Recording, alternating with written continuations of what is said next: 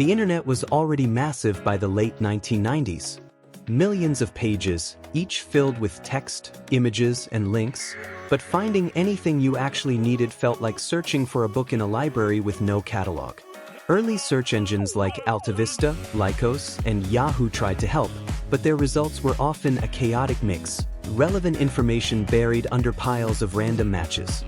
Then, in 1998, two Stanford students, Larry Page and Sergey Brin, introduced Google. Their idea was simple, yet revolutionary. Instead of just scanning a page for keywords, why not look at how many other sites link to it? The more respected the site linking to you, the higher your importance. PageRank, as they called it, turned the wild web into something you could actually navigate. Almost overnight, to Google became a verb, and the company became the front door to the internet for millions. But finding information was only half the story. The early 2000s brought something different: connection. Platforms like Friendster and MySpace were among the first attempts to make the internet about people, not just pages. They allowed users to build profiles, connect with friends, and share updates. Then, in 2004, Facebook was launched from a Harvard dorm room. At first, it was just for college students, but within a few years, it had become a global phenomenon. Twitter followed in 2006, offering short, instant updates that could spread across the world in seconds. Social media didn't just change what we consumed, it changed who we trusted. Friends, family, and influencers became as important as traditional news sources. As these platforms grew, one problem became obvious: there was too much content. Millions of posts, photos, and videos were being uploaded every day. No one could scroll through it all. The solution? Algorithms. At first, these were simple, showing the most recent posts. But soon, platforms began ranking and recommending based on engagement. If a post got lots of likes, shares, or comments, it appeared higher in your feed. Over time, this became more sophisticated, tracking not just what you liked, but what you lingered on, what you scrolled past, and even what made you pause mid-scroll. The algorithm learned you. At first, personalization felt like magic. Search results seemed tailored to your needs. Social feeds showed more of what you loved. But this convenience came with a hidden cost: filter bubbles. The term, coined by internet activist Eli Pariser, described a world where you only saw information that confirmed your existing views. The algorithm, trying to please you, unintentionally walled you off from opposing perspectives. What began as a tool to help us discover more ended up narrowing our world. Behind the scenes, algorithms weren't just shaping what we saw, they were shaping how companies made money. The business model was simple. The more time you spent on a platform, the more ads you saw.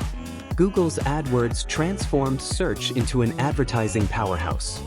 Facebook and Instagram refined micro-targeting, allowing advertisers to aim at specific demographics with almost surgical precision. Your clicks, likes, and searches became data points, feeding the machine that kept the platforms free, but profitable. With algorithms prioritizing engagement, certain content types thrived: funny videos, shocking headlines, emotional stories. Going viral became the ultimate goal. Platforms like YouTube, TikTok, and Instagram Reels supercharged this, rewarding creators whose content could grab attention in seconds. Virality created new celebrities, people who didn't need TV deals or record labels to build massive audiences. But it also fueled misinformation, as false or sensational content often spread faster than the truth. By the 2010s, search engines and social media weren't just tools, they were powerful gatekeepers. A change in Google's search ranking could make or break a business. A tweak to Facebook's algorithm could crush a publisher's traffic overnight. Politicians learned to play the game, crafting posts to trigger shares and reactions. Activists used hashtags to rally millions. But so did disinformation campaigns. The same tools that could unite people could also divide them. Governments began to notice the influence these platforms wielded. Debates over privacy, free speech, and monopolistic power grew louder. The EU introduced GDPR in 2018, giving users more control over their data. Other countries considered similar measures.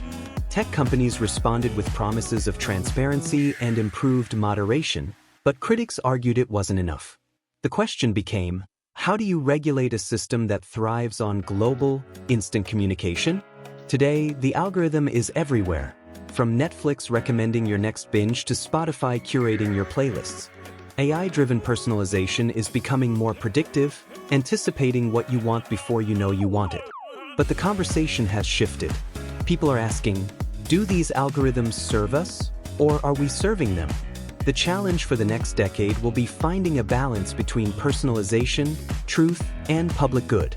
The story of search, social, and algorithms is a story about power over what we know, who we connect with, and how we see the world. Once, we typed questions into a blank search bar and marveled at the answers. Now, the answers often find us, whether we're looking or not. The algorithm age has given us incredible convenience, connection, and knowledge. But it has also handed over something precious, our attention. And in the end, that might be the most valuable currency of all.